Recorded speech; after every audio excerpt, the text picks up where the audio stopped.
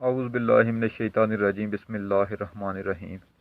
پیارے دوستو، میں ہوں آپ کا میزبان رانا شہزاد، آپ کو اپنے اسی یوٹیوب چینل پر ایک بار سے پھر خوش آمدید کہتا ہوں۔ امید ہے کہ آپ سب لوگ بھی خیریت سے ہوں گے۔ ناظرین، مزہ تو اب آئے گا۔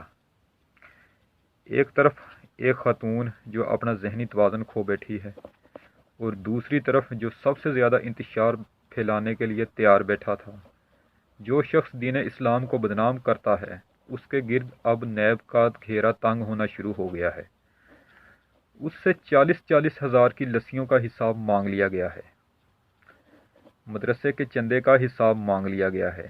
یہ اتنا عالی شان رہن سہن کیسے بنا، اس کا حساب مانگ لیا گیا ہے۔ پاکستان کی تاریخ میں پہلی بار کسی طاقتور دین فروش کے اوپر ہاتھ ڈالنے کی کوشش کی جا رہی ہے۔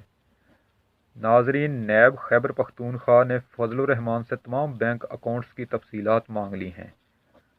تمام جائیدادوں کی تفصیلات مانگ لی ہیں۔ فضل الرحمان کا لائف سٹائل اور ذریعہ آمدن پوچھ لیے گئے ہیں۔ یہ وہ بندہ ہے جس پر کبھی ہاتھ پڑا ہی نہیں تھا، حتیٰ کہ جنرل پرویز مشرف کے مارشل لاء میں بھی یہ بندہ بچ جاتا ہے۔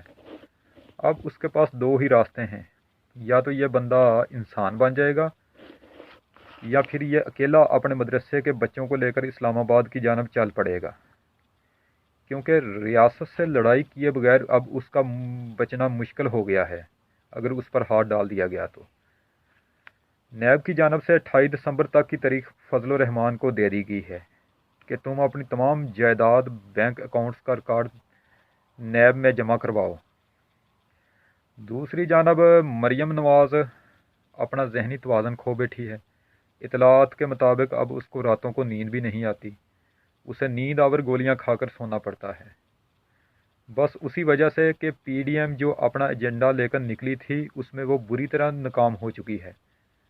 اب ان لوگوں کو اپنا کوئی بھی سیاسی مستقبل نظر نہیں آ رہا۔ تو ناظرین، یہ اب تک کی تازہ ترین اپڈیٹ تھی جو میں نے آپ کی خدمت میں پیش کی۔ انشاءاللہ تعالیٰ کچھ دیر بعد میں آپ کی خدمت میں دوبارہ حاضر ہوں گا۔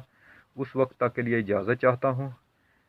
ویڈیو کو لائک کریں، چینل کو سبسکرائب کریں اور بیل آئیکن پر ضرور کلک کریں۔ اللہ نگہبان، رب رکھا۔